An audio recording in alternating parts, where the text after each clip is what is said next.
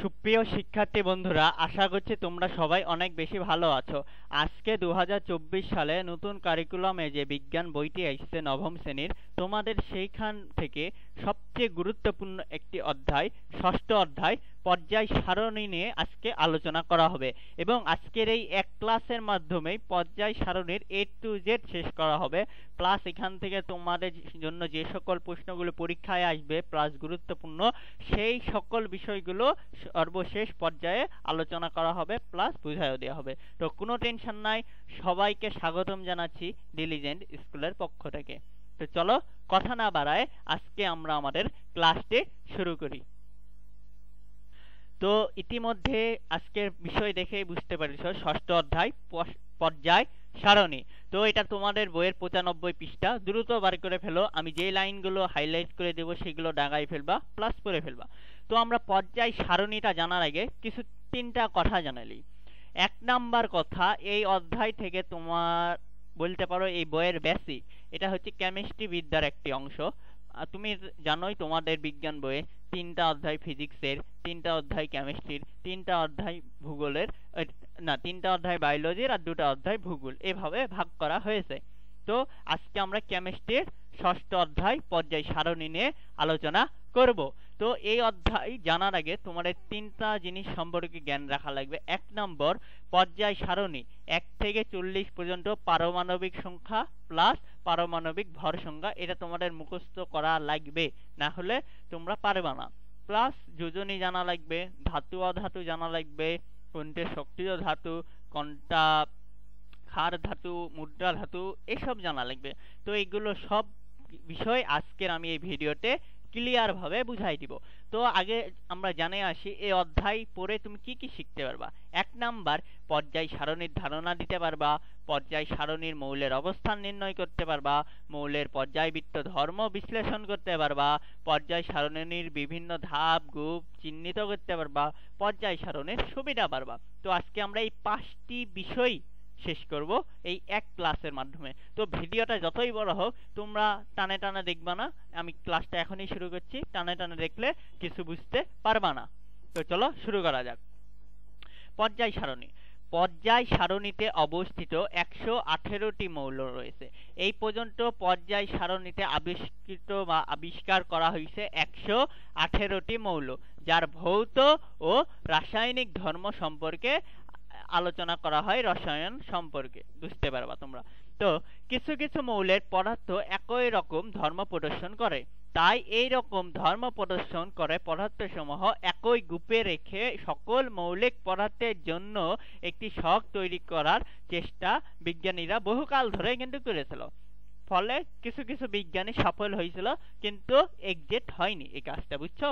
পরবর্তীতে ধাপে ধাপে এই পর্যায় সারণীটা একজন বিজ্ঞানী সাজাই দিয়েছেন, আর তখন থেকে এই পর্যায় সারণীটা আমরা এইভাবে ব্যবহার করছি। তো এগুলো ইতিহাস আছে, পটভূমি আছে, তো এগুলা জানবো। তো চলো জানালি, এইটুকুটা তোমরা রিডিং পড়লেই বুঝতে পারবা, এখানে তেমন কিছু নয়। আমি যেগুলো ইম্পর্টেন্ট পরীক্ষায় আসবে তোমরা লিখতে পারবা, যেগুলো এই টপিক এই অধ্যায় থেকে জানা লাগবে, আমি শুধু সেই কয়টা বিষয় এই আজকের ক্লাসে পড়াবো। চলো জানে আসি। আর আমি গত ক্লাসগুলো কিন্তু সৃজনশীলের টপিক প্লাস পরীক্ষায় আসার মতো কোয়েশ্চেন বলে রেখেছিলাম। তোমাদের বিশ্বাস না হলে তোমাদের পরীক্ষা হলেই মিলাই লিবা আমার কথা সত্য কিনা। তো ক্লাসটা শুরু করি। পর্যায় সারণীর পটভূমি, এটা পড়ে লিও, এখানে অত কিছু জানার নাই, এখান থেকে ইম্পর্টেন্ট। 1989 সালে বিজ্ঞানী ল্যাভয়েসিয়ে, প্রথম বিজ্ঞানীকে পর্যায় সারণী নিয়ে এটা মনে রাখবা, প্রথম বিজ্ঞানী ল্যাভয়েসিয়ে 1989 সাল, প্রথম বিজ্ঞানী পর্যায় সারণী ল্যাভয়েসিয়ে 1989 সাল। কিছু মৌলিক পদার্থ সমূহকে ধাতু ও অধাতু এই দুই ভাগে ভাগ করেছে, ধাতু ও অধাতু এই দুই ভাগে ভাগ করেছে। এখন কোশ্চেন হলো ধাতু আর অধাতু কোনটা, এগুলো তো আমরা চিনি না। আমি তোমাদের একটা সহজ টেকনিক এখানে শিখাই দিই, আমি ভিতরে গেলে আরো ডিটেলসে বুঝাই দিব, টেনশন করার দরকার নাই। ধাতু হলো সর্বশেষে কক্ষপথে, তোমরা যেমন সোডিয়াম, হিলিয়াম, ম্যাগনেসিয়াম, অ্যালুমিনিয়াম, সবার শেষে আম, সরিয়াম ও আম এই কথাটা যুক্ত আছে না, এই আম কথা যুক্ত থাকলে তোমরা মনে করে নেবে এটা ধাতু। আর যেগুলো শেষে আম কথাটা যুক্ত নয় সেগুলোই অধাতু। যেমন নাইট্রোজেন, এই যে দেখো নাইট্রোজেন, নাইট্রোজেন এন, এটা কিন্তু একটা অধাতু। হাইড্রোজেন অধাতু, মার্কারি এইচজি অধাতু, ফসফরাস অধাতু, সালফার অধাতু, অক্সিজেন অধাতু, এগুলা কিন্তু অধাতু। আর ধাতুর নাম কি? ম্যাগনেসিয়াম, এখানে দেওয়া নাই, অ্যালুমিনিয়াম, হিলিয়াম, লিথিয়াম, তারপরে এগুলোই হচ্ছে ধাতু। তো ধাতু অধাতু সম্পর্কে আমি একটু হালকার উপরে ঝাপসা দিলাম তোমাদের। আমি ভিতরে আরো যখন পড়াবো ডিটেলসে সব দেখাই দিব, কোনো টেনশন করার দরকার নাই। তো চলো শুরু করি। 1989 সালে বিজ্ঞানী ল্যাভোইসিয়ে কিছু মৌলিক পদার্থ সমূহকে ধাতু অধাতু এই দুই ভাগে ভাগ করে।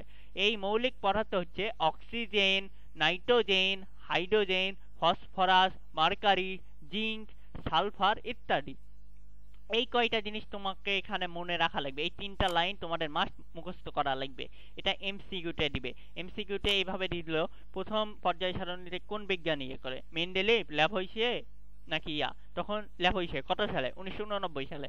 কি কি ভাগ করে? ধাতু আর ধাতু দুই ভাগে ভাগ করে, যেমন oxygen, nitrogen, hydrogen, phosphorus, mercury, zinc, sulphur. এই তিনটা লাইন তোমাদের মুখস্থ থাকা লাগবে, খুবই ইম্পর্টেন্ট এমসিকিউর জন্য আমি বলে দিলাম। এটা তোমরা বইয়ে হাইলাইট করে ফেলো।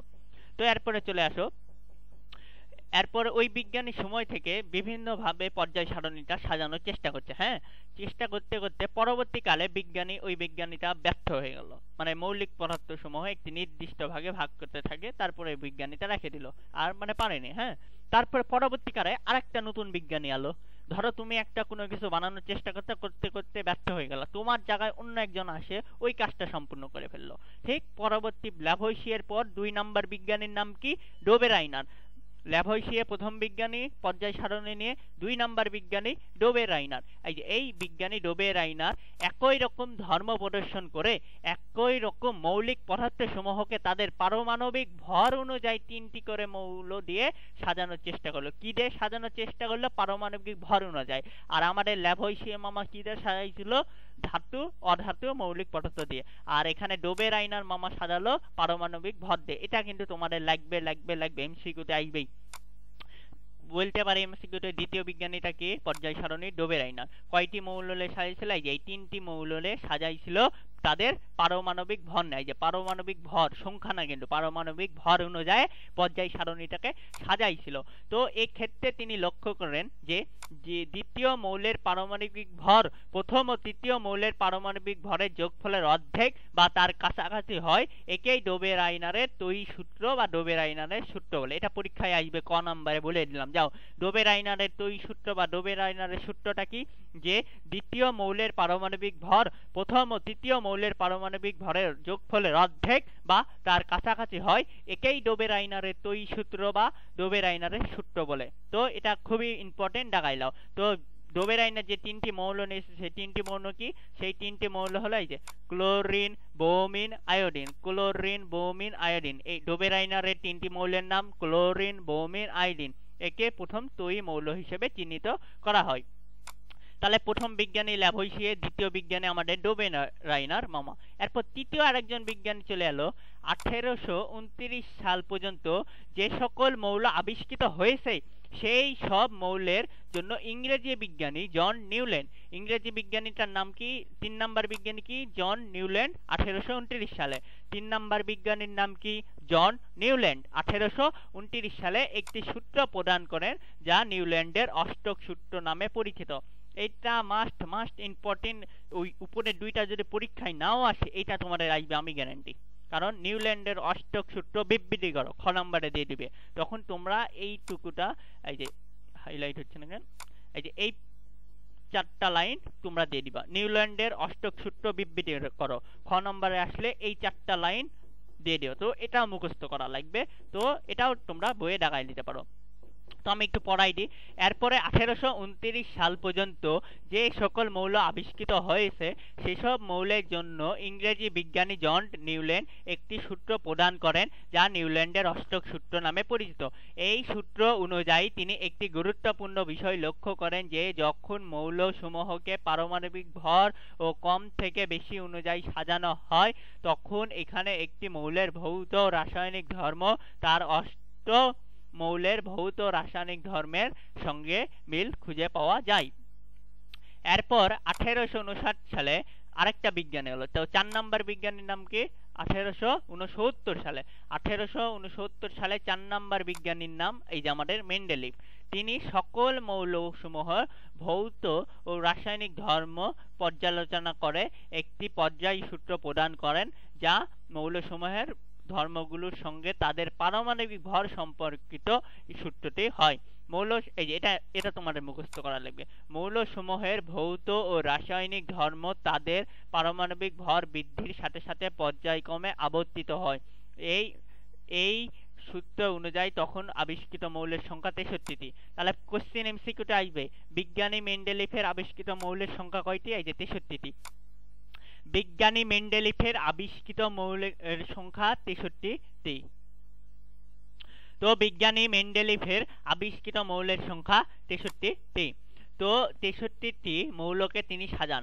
মৌলসমূহকে 12টি আনুভূমিক সারি ও 8টি খাড়া কলাম কে সাজান। আনুভূমিক সারি মানে কি? এই যে আমার মাউসের দিকে খাড়া করো, এই যে এইভাবে লম্বা একটা দাগ দিলা, লম্বা দাগকে বলা হয় আনুভূমিক সারি। ও 8টি এই যে খাড়া, এই যে এইভাবে খাড়া সারি।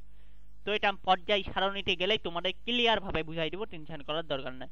তো এটা লিডিং পড়লেই তোমরা বুঝতে পারবা। এখানে শুধু ইম্পর্টেন্ট 63, 12টি আর 8টি খাড়া সারি, এটা ছাড়া এটা পড়া লাগবে না। তো এরপর আসো মেন্ডেলিফ এই পর্যায়ে সারণীর গুরুত্বপূর্ণ সাফল্যের মধ্যে কিছু মৌলিক পদার্থের অস্তিত্ব সম্পর্কে সঠিকভাবে ভবিষ্যদ্বাণী করতে পারলো। তার মানে আগের যে বিজ্ঞানীগুলো দেখলাম তারা কিন্তু কেউ সঠিকভাবে করতে পারেনি এই পর্যায় সারণীটা সাজাতে, কিন্তু আমাদের মেন্ডেলিফ মামা এটা সাজাইয়ে দিল। তো এরপরে আসো মেন্ডেলিফ পর্যায় সারণীর সাফল্য রয়েছে যেমন তেমন কিছু সীমাবদ্ধতাও ছিল। যেমন পারমাণবিক ভর অনুযায়ী মেন্ডেলিফ তার পর্যায় সারণীতে যেভাবে মৌলসমূহকে বসাইছিল সেই নিয়ম অনুযায়ী কম পারমাণবিক ভরের মৌল অধিক পারমাণবিক ভরের মৌলের আগের বসার কথা, কিন্তু এই নিয়মের ব্যতিক্রম দেখা যায়। যেমন তোমাকে একটা কথা বলি, সাপোজ তোমার ক্লাসের তোমার রোল নাম্বার হচ্ছে 1, তোমার বন্ধু বা বান্ধবীর রোল নাম্বার হচ্ছে 5। এখন তোমার ক্লাসের ম্যাম তোমার বান্ধবীর রোল নাম্বার আগে রাখছে, রোল নাম্বার 5, তারপরে তোমার রোল নাম্বার 1 দেখছে। এটা কি মানায় নেওয়া যাবে? না, কারণ সিরিয়াল মেনটেন আসা লাগবে, 1 2 3 4 5 এইভাবে ক্রম অনুসারে সাজাতে হবে। কিন্তু আমাদের মেন্ডেলিফ মামা একটা ভুল করে বসলো।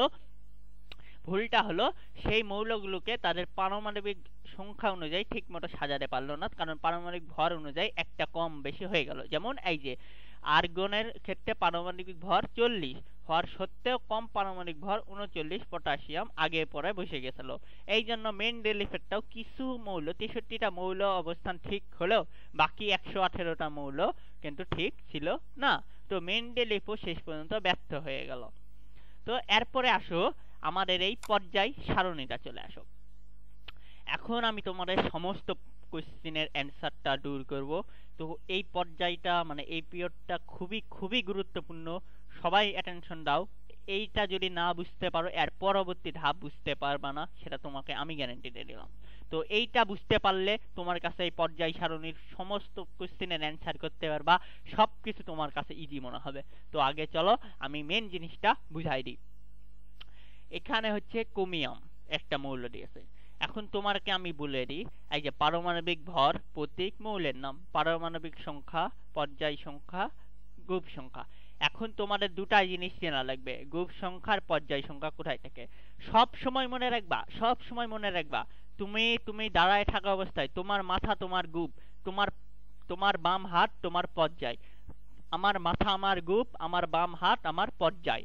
মানে কি বুঝলাম না? তো এটা মনে করো তুমি দাঁড়ায় আছো, তোমার নিচে পা, মাঝখানে হাত আর উপরে তো মাথা থাকে আমাদের, তাই না? এটা তো জানো। তো মাথার উপরেরটা গ্রুপ নাম্বার, এই যে নীল 1 2 3 4 5 6 7 8 9, এগুলো সব গ্রুপ নাম্বার। গ্রুপ নাম্বার কোথায় থাকে? উপরে থাকে। উপরের সংখ্যায় গ্রুপ নাম্বার, উপরের সংখ্যায় গ্রুপ নাম্বার, উপরের সংখ্যায় গ্রুপ নাম্বার।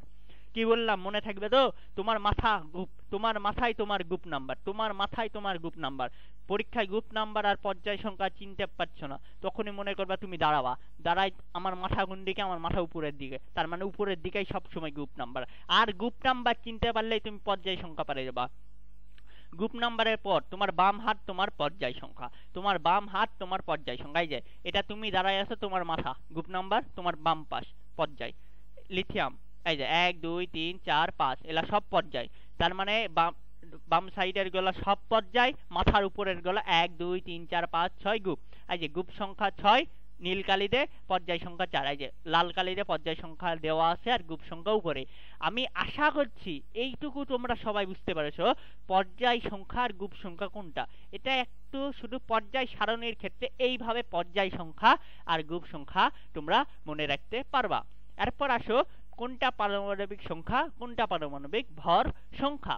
এখন পারমাণবিক সংখ্যা এই যে উপরে, পারমাণবিক সংখ্যা 24, ভর সংখ্যা 32। পারমাণবিক সংখ্যা 24, ভর সংখ্যা 32, সবগুলাই একই। পারমাণবিক সংখ্যা থাকবে বাম পাশে, ভর সংখ্যা ডান দিকে। পারমাণবিক সংখ্যা বাম পাশে, ভর সংখ্যা ডান দিকে।